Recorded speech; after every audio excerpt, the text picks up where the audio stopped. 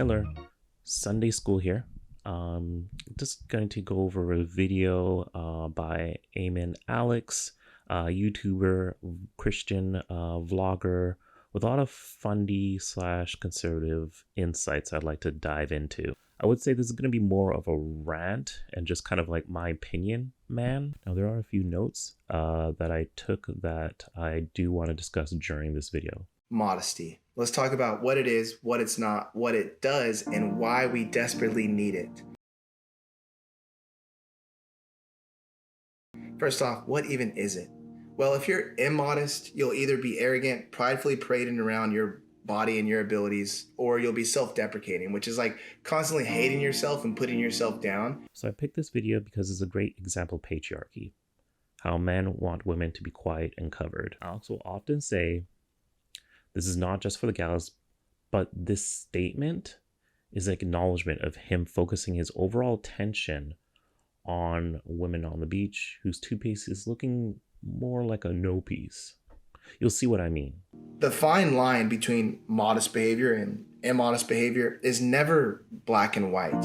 And the word modesty, it comes from this Latin word modestus, which means keeping with measure.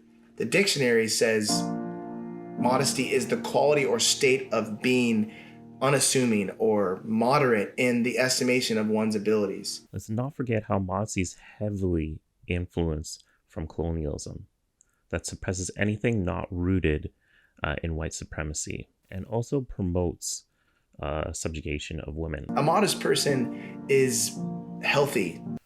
Yeah, no, being modest is not at all a sign of health. Those things have nothing to do with each other. And humble in their understanding of what they have and their abilities. And they don't feel like they need to show off themselves or to even hide their abilities. Modesty is also binary. You either fit in one camp or the other. The problem, though, is the standard with modesty has changed with time and culture. What's modest in our culture is not modest in someone else's culture. So you may think I'm being too hard on this guy, but just wait. Let me show you. The thing is, we got to talk about public nakedness, because in our culture, public nakedness is celebrated. Porn, Instagram, TikTok, but in the Bible, it's seen as shameful. So public nakedness, let's get into it. So public nakedness is not inherently sexual. Eamon Alex is literally judging someone's ethics by what type of bathing suit they are wearing. That's a you problem, dude. You're trying to tell people that their bodies are not their own. And it's yet another anxiety that people have on themselves to see what that other person thinks of them. Here's two examples. Adam and Eve, after they sinned, they hid their nakedness behind fig leaves. Noah got so drunk he passed out naked. And that's a shameful story with some crazy consequences. So it's a little bit weird. Eamon Alex brings up the myth story of Noah and his sons seeing naked and potentially a narrative incest. I'm not sure what he's talking about with modesty relates to that. That's a bit weird. The story of Adam and Eve is a creation myth, basically where Eve is convinced to eat of the fruit of knowledge, and then she convinces Adam to eat that fruit. Let's not forget this misogynistic take where it's one woman who's blamed for the fall of man, and how their nakedness that they are now aware of should be shameful.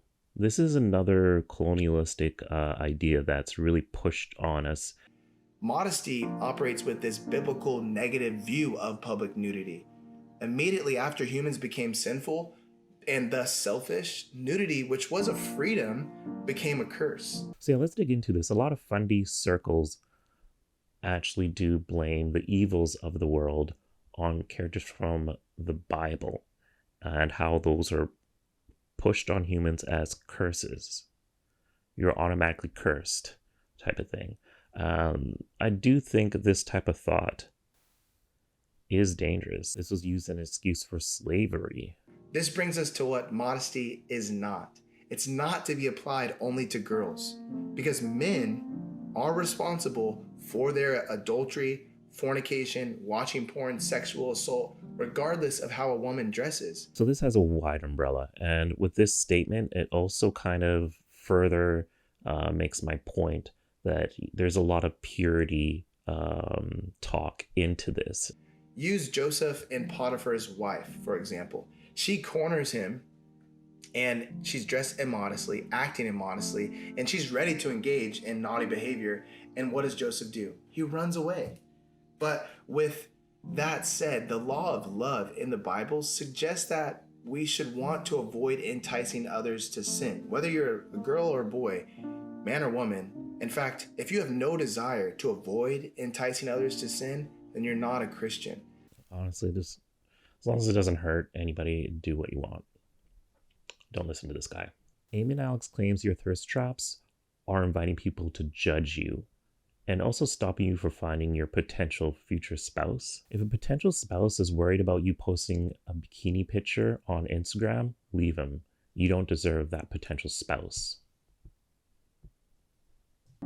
So we have to ask ourselves, what does modesty do? If I know what it is and what it's not, I gotta know what it does. Well, first off, it protects intimacy. Song of Solomon, chapter 2, verse 7. There's a young lady speaking to other young ladies, and she's telling them not to awaken love before it pleases, which means there's a proper time and a place for sex. Because, sex was only meant for a man and a woman in marriage who have made a lifelong commitment and vow to each other. And to engage in any immodest behavior is to attempt to awaken that love before it's time, which will only lead to heartache and pain and making that person feel lost and confused and lonely. Purity and modesty go hand in hand in fundy circles and conservative Christianity. From promise rings in high school to the dirty gum that doesn't stick anymore lessons. Purity is another patriarchal issue that negatively impacts boys and girls, encourages people to be judgmental, and shames assault victims. Modesty protects intimacy. So whether you're in marriage or you're single, every time you're modest with your clothing and your behavior, what you're doing is you're protecting you and your spouse or future spouse. Think about the world as like a constantly blowing wind at the flame of your intimacy, and you and your partner are covering, here's a candle, covering that flame with your hands. I know Alex doesn't directly say this, but in his preaching, it does imply that people have to stay virgins to make sure that their future spouse doesn't shame them. Modesty also, what it does is it helps us refrain from sensuality. Galatians 5, Romans 13, it talks about sensuality, which is just like sexual excess. The Bible, doesn't tell us what our swimsuits should look like or how long our skirts need to be or if guys in Alaska are allowed to hang out shirtless in 40-degree weather, but it surely lets us know that it's very common for men and women, even in today's age, to dress in a way that only adds to our culture's obsession with sexual excess. Many preachers I do see want to control that aspect, which is a pillar in high control groups. Christians have more to offer than short shorts and scantily swimsuits. Like, we have more to offer than that. Modesty leads to slut shaming, and in many aspects infantilizes men to drones who only look at women as sex objects to be controlled. How can he not see this? I mean, I don't know. In conclusion, wear whatever you want, whether it's swimsuit, 1950s, Mormon outfit, or short sleeves shirt. Depends on how you want to express yourself, depends on the circumstances.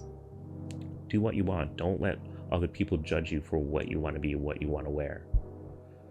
Stop putting people in a box, Alex. Like this video, subscribe, and comment below.